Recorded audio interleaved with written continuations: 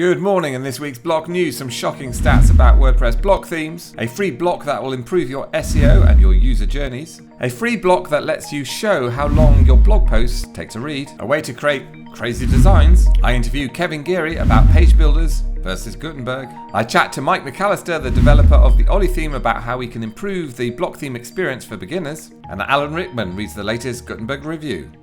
Let's get newsy. Time for blog news. It's news about blocks. My good friend Hendrick did some amazing research this week when he looked at the amount of block themes that are actually being used out there in the wild. And for me, the results are a little bit shocking, but we'll see whether WordPress 6.3 starts to elevate the uptake. Essentially, what we've got here on this spreadsheet, he's looking at the current state of block themes by active installation, which is the true guide. So you can see the lines here. We've got active installs. We've got all themes. That includes classic themes as well. So along here, we've got 12 million classic themes, essentially. FSC, which is a block theme, current 1.8 million down here. And that's of July 2023. But when we come down here, when you take out the active installs from the default, now the default is the 2023 theme or the 2022 theme, which are installed by default through certain hosting companies, or if you just install WordPress, and you take those out, then the numbers go down markedly. So what we've got here is, we look at this line, active installs without default and automatic, which is automatic, the guys behind WordPress.com.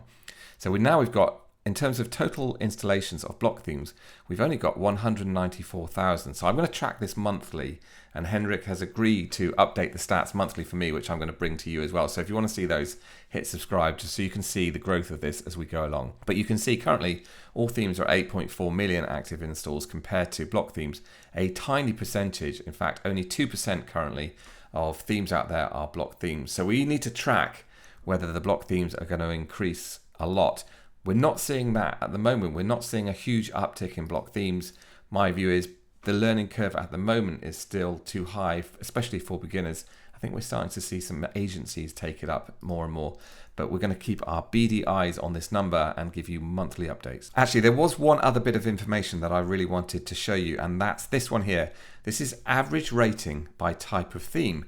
And it's really, really interesting because if we look at this, we can see that all themes have a rating, an average rating of 95, whereas block themes have a lower average rating of 85.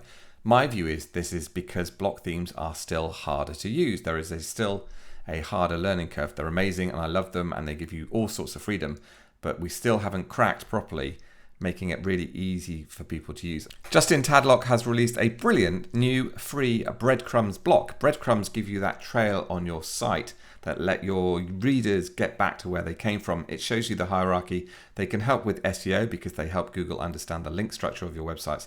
They also help with usability, and now you can add them to block themes using his free X3PO breadcrumb block plugin. He's built some really cute styling options into this, so you can actually change the home icon here.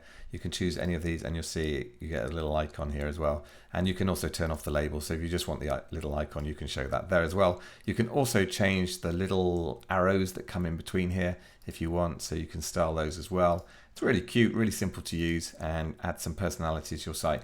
And then over in the block settings panel over here, you can also change the styles and the size of your breadcrumbs as well. The Gutenberg plugin now brings you a time to read block, which I'm hoping will be folded into core soon, because I love it. This block will dynamically work out how long your posts will take to read and display that information back to your readers. Here's a couple of examples. This one will take 5 minutes to read, and you can see if I flick to this one, it's a much shorter one, and it automatically calculates that this is much shorter.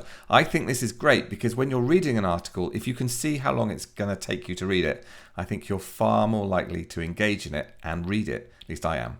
Here's a quick flick behind the scenes to show you how I actually built that. All I did, I added a cover block here, and I set that to show the featured image of the post, which you can do with a cover block.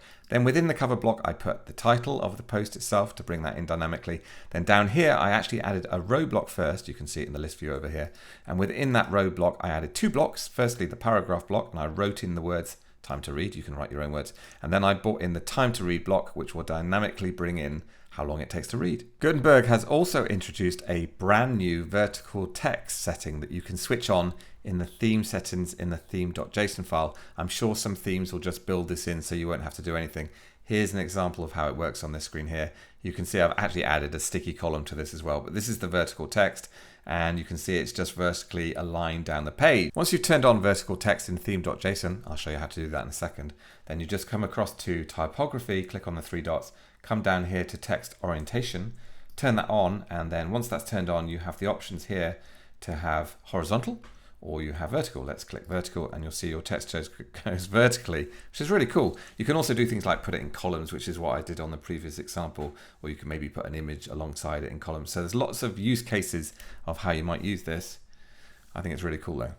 Themes will probably build this in and support them fairly quickly, I would have thought. If you want to do it now, then you have to actually edit the theme.json file, not recommended unless you know what you're doing properly, but this is what you do. It's writing mode true. Last week I sat down with Kevin Geary. You may have seen him on YouTube. He has a really, really interesting YouTube channel. He's a natural on YouTube and he has a growing and big following. He focuses mostly on non-Gutenberg stuff at the moment. He's a big advocate of bricks, but he's a really interesting guy, and this is what he said about Gutenberg. Why doesn't the block editor have a section element? Why doesn't it have an inner container element? Why doesn't it have a div? Why does it it doesn't have the most basic building blocks of building a page? Now, to me, some people have argued, well, the Gutenberg team, the block editor team, doesn't want you building websites inside of the block editor. But then I look at it, but everybody is. All these people with GeneratePress and GenerateBlock, they're all building full websites inside of the block editor. So there's clearly a disconnect there. Where does that disconnect come from? Well, it comes from not having a target user. We just go back to the original problem of we're for everybody and we've got all these plugins and you just do whatever you can try to do with it. It just seems like a recipe for an absolute mess. And I think that's what we're experiencing right now is a mess. So you can see he didn't hold back. The full interview is going live on my channel next week. Subscribe if you want to see that. Somebody who's at the forefront of block themes is Mike McAlister. He is the theme developer behind the amazing Ollie theme, which is one of my favorite block themes out there because it features the most beautiful block patterns of any block theme out there at the moment. And circling back to the stats that I showed you at the start of this video, Mike has recognized that block themes are still too hard to use. And last week he showcased an upcoming fantastic onboarding tool that's going to ship with the Ollie theme that's going to make it much, much easier and seamless for beginners to get started with a block theme. And also last week I sat down with Mike to talk about the current lack of adoption of block themes and the reasons for it, and his answers really surprised me. Yeah, I'm not surprised by this lack of adoption in a few ways. I think there's the obvious side of they've not done a great job marketing the benefits and the features to users and developers to get them excited about building these things. And the docs have been a little shaky and kind of the ground underneath all of this has been constantly moving. It's slowed down a bit. But I think still for a lot of the classic theme makers and classic product businesses, they're all kind of waiting for this thing to solidify in a very noticeable way. I don't know what that is, but they're waiting for that. And so there's not a lot of adoption. But I think more than anything, my past, year, 2 years making block themes, especially now with all of this stuff in there, is that they're very difficult to make well. They're very difficult because there's so many different parts to it. A theme JSON file ties into all of these different things.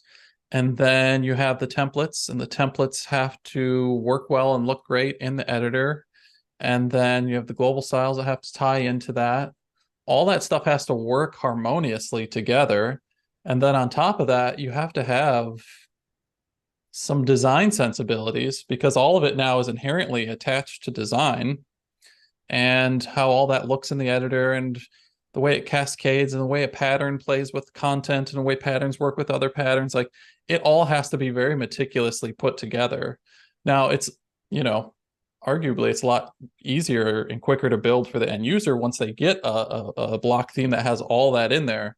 But I think what that says to me is that we're going to see a lot less people making block themes because of how much it takes. It was a really, really interesting talk with somebody that's really at the forefront of designing for block themes, and it really opened my eyes to quite a few things. And now it's time to look at the latest Gutenberg reviews, and as usual, they're a mixed bag. ranging from 5 stars to 1 stars with nothing in between. We live in a binary world these days, and some of the titles on these are really great. So we've gone from entire shit, 1 star, to good block editor, which is the latest one. We'll see what they said about that. Incredibly underrated, and the plugin that killed my WordPress site. Sounds like a Bond film. And then worst editor ever. I don't know what people are talking about. I think it's fantastic. We love it, don't we? We love Gutenberg. Oh, just a quick footnote to this. If you were expecting Alan Rickman to read the review, unfortunately, his voice is no longer available. It has been blacklisted by either the copyright holder or the voice artist. It looks like all the voices on UberDuck AI, which I was using to generate his voice, have been taken down, which this leads us to a minefield that we're going to encounter with AI and deep fakes and all that stuff. We're just at the start of this, but it's quite interesting. That's all the block news for this week. If you enjoyed it, if you can hit the like button down below now, it would be amazing, because it makes a huge difference in terms of how this video is shared around YouTube. And also every time you do hit that like button, now our cats get a little treat.